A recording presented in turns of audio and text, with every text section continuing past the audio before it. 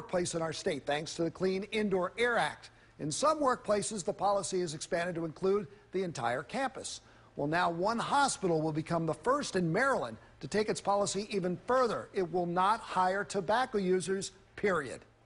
Well, Jamie, Anne Arundel Medical Center has banned smoking since 2007. But starting just last month, the use of any tobacco products, including e-cigarettes, is now prohibited throughout the entire campus.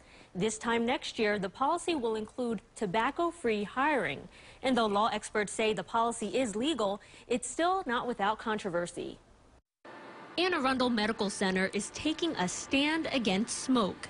You can't go very far without seeing signs that tobacco isn't welcome in any form, anywhere on its campus. It's a big part of the mission of the hospital, of course, to maintain the health of the employees, but also the well-being of the environment and the health of the community.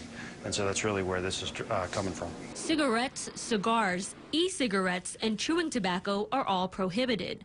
Come July 1st, 2015, using these products will also be grounds for rejecting job applicants. New applicants for employment will have a nicotine test, essentially, to see if there's any nicotine byproducts in their urine prior to being accepted for employment. The medical center is following in the footsteps of a handful of hospitals nationwide that have adopted smoker-free hiring policies, though AAMC is the first to do so in Maryland. We're fairly confident that under that case law, Maryland being an at-will employment state, that there is not a legal impediment to imposing such a policy. Cathy Hoke is director of the Legal Resource Center for Public Health Policy at the University of Maryland Carey School of Law.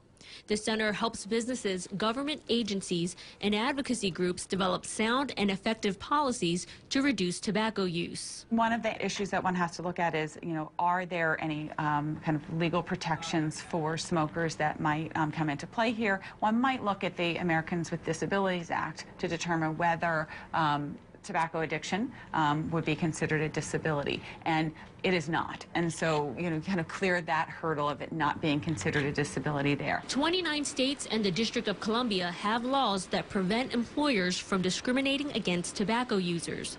Maryland does not. Though the policy is legal, Hoke says there are other questions to consider. Folks in lower socioeconomic groupings tend to smoke at higher rates.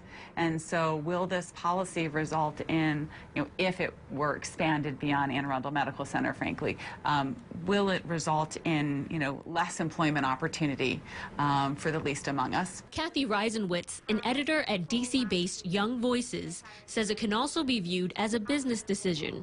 People who use tobacco products cost more for their employers to insure. Smokers, the obese, people who like to eat fast food a lot, whatever it is, I think they should be really concerned about delinking health insurance from employment. I really think that this would help disincentivize or remove that incentive to discriminate against them in employment. Dr. Stephen Catania says the ultimate goal is to promote wellness and prevent disease.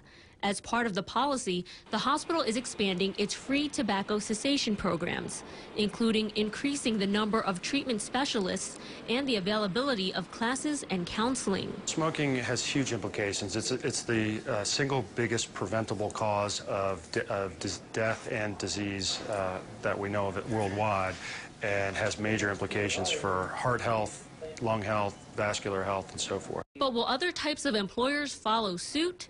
Hoke says it's unlikely. I don't see this particular stick as being something we're going to see a lot of in Maryland. Again, maybe another hospital system, maybe another health facility, but I don't suspect it'll take off among private employers. Current employees who use tobacco do not have to worry about losing their jobs. The no tobacco hiring policy will only affect new applicants starting the 1st of July next year.